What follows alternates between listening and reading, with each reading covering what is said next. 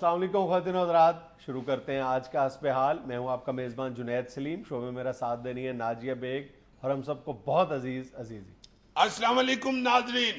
अस्सलाम वालेकुम नाजरीन, आज हम एक सुलगते हुए मौजू के हवाले से अपने एंकर साहिबान जनाब जुनैद सलीम साहब और मोहतरमा नाजिया बेग साहिबा से जुलसते हुए सवाल करेंगे। सुलगता हुआ मौजू है और याद रखिएगा कि जुलसते हुए सवाल होंगे, कहीं आप उल्ट ना कर दें। अपना मिस्टर जुनैद सलीम साहब, आपसे भी मैं अभी पूछता हूँ, आप भी यहीं हमारे साथ। पहले हम मैडम नाजिया बेग से पूछेंगे कि ये जो क्राइम। यार बात सुनो, क्या हो गया? बड़ी बहकी गुफ्तगू कर रहे हो। जी, मैं असल में एक मौजूद आदमी की तरफ दावत पे गया था, उसने मुझे भांग वाले पकौड़े खिलाए। यार हद हो गई, ये बहकी गुफ्तगू कर रहा हूँ। बड़ा अहम मौजू है, मैं बता चुका हूँ कि सुलगता हुआ मौजू है और जुलसते हुए सवाल है। यार तुम इजी ले रहे हो, हद हो गई है तुम्हारे वाली। जरा रदीफ और काफिया देखो और तुम इजी ले रहे हो। वाह जी वाह। मौजू क्या है? मैं ये पूछना चाह रहा हूँ मैडम नाजिया, आप बताइए पहले कि ये जो किसी शहर में जो क्राइम होते हैं और फिर उसके बाद मुजरम पकड़े जाते हैं और दूसरे दिन ही अखबारात में और चैनल्स पे ये इंकशाफ किया जाता है कि ये जो हमने डाकू पकड़ा है इसने 65 डकैतियां की हुई हैं। ये कैसे मुमकिन होता है कि बंदा एक डाके में पकड़ा गया है तो बाद में पता चल गया कि 65 डकैतियां हो गई हैं जी इसी के हाथ से? ये कैसे मालूम कर लेते हैं ये लोग? ये आप मुझसे पूछ रहे हैं? जी, अजीज साहब, मैं तो खुद आप लोगों से पूछने बैठी हूँ यहाँ पे। तुम मेरे साथ हो, मैंने समझा इसके साथ हो। चलो दोनों रल के पूछ लेते। जी आप बताइए जनाब SHO मुगलपुरा जुनैद सलीम साहब। मुझे तुम्हारा सवाल ही समझ नहीं आया, ईमान से। अच्छा, क्या सवाल कर रहे हो? मैं सवाल ये पूछना चाह रहा हूँ कि जब आप एक मुजरम पकड़ते हैं किसी डकैती का या कत्ल का या चोरी का, तो बाद में आप पे ये किस तरह इंकशाफ होता है या कैसे आप मालूम कर लेते हैं कि इसने तो 65 डकैतियां की हुई हैं या 33 कत्ल किए हुए हैं? वो बंदा तो एक जुर्म में पकड़ा गया था। ये कैसे होता है जनाब? हमारे यहाँ तो इस बात का इंकशाफ एक इतना बड़ा जो साइंसी हाल है उसके जरिए हो जाता मौला है। बख्श।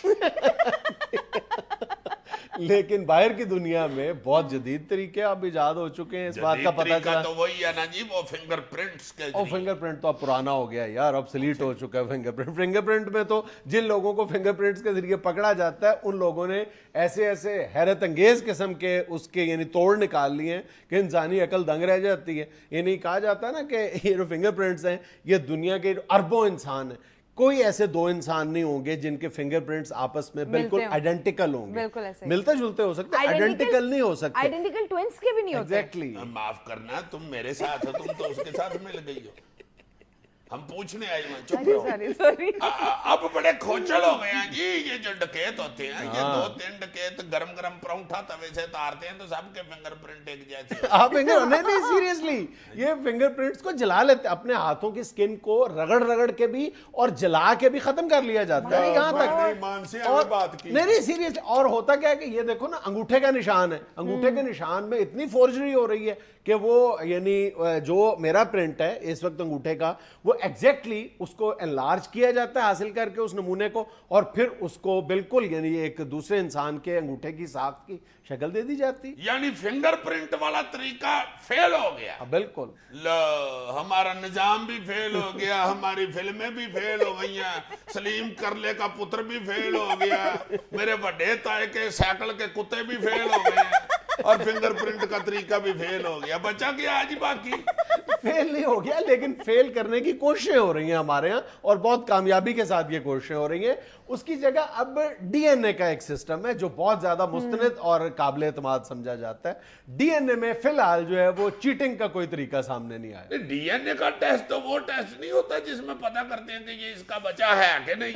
हमारे जहनों में ये एक बहुत बड़ी मिसकंसेप्शन है, गलत फहमी है कि डीएनए का मकसद सिर्फ पेरेंटल टेस्टिंग है। पेरेंटल टेस्टिंग यकीनन डीएनए के बाद बहुत ज्यादा आसान आसान हो गई है, लेकिन ये जो डीएनए की सैंपलिंग है ना, डीएनए की प्रोफाइलिंग है, इसने पूरी दुनिया में क्राइम कंट्रोल के जो पूरी एक साइंस है, पूरा जो मैकेनिज्म है, उसको रेवोल्यूशनाइज करके रख दिया, बिल्कुल यकसर तब्दील कर दिया। अच्छा। इतनी आसान हो गई है क्राइम कंट्रोल, अब यानी सेकंड्स की खेल बन के रह गई है। अगर आपके पास आपकी पूरी आबादी का डीएनए प्रोफाइल मौजूद है, डीएनए प्रोफाइल बैंक मौजूद है, तो ये पता चलाना और इन्वेस्टिगेशन, ये यकीन करो कि घंटों या दिनों की नहीं, मिनटों की खेल बन के रह गई। अच्छा जी, ये डीएनए टेस्ट के जरिए पंचर चेक भी कर लेते कह रहे ना हर चीज ही टेस्ट हो जाती। तुम ये पूछने आए हो यार? सॉरी, मैं माफी चाहता हूँ जी, खबरदार इस तरह के सवाल नहीं करते, फिर दानिशवर नाराज हो जाते हैं। चुप करके बैठो। माफ कर दीजिएगा जनाब, मैं हंसती रहती है, शुदैन है। आप अर्ज करें आप। अर्ज करूं? सॉरी, माफी चाहता हूँ, अपना फरमाएं यार, मेरी मत मारी गई है। सुबह मैं एक दोस्त को कह रहा था, यार कल तुम घर ही होगे, मैंने तुम्हारे घर तशरीफ लानी है। लो हाजिर होने की बजाय तशरीफ लाना कह रहा हूँ।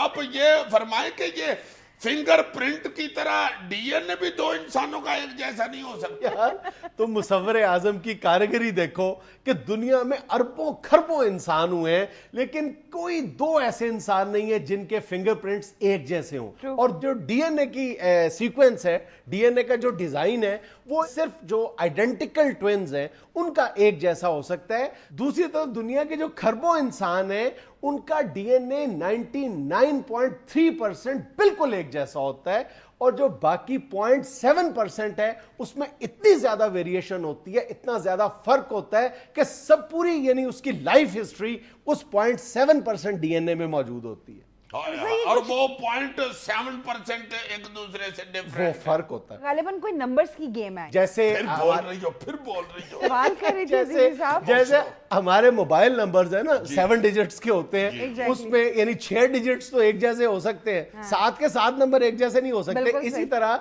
जो डीएनए की प्रोफाइलिंग की जाती है, उसमें 15 डिजिट्स होते हैं, 14 नंबर तो एक जैसे हो सकते हैं, 15 के 15 डिजिट्स एक जैसे नहीं हो सकते। और तुम ये देखो कि दुनिया के जितने भी मुहज्जब और तरक्की याफ्ता मुल्क हैं, वो अपनी पूरी आबादी का डीएनए डाटा बैंक बना रहे हैं, यानी उनके पास एक एक शख्स का डीएनए सैंपल मौजूद है। और अगर हम भी इस हवाले से देखो ना, हमारा मुल्क गुज़िश्ता कई दहाइयों से लॉ एंड ऑर्डर के हवाले से किस कदर अजीब सूरत हाल से दो चार है।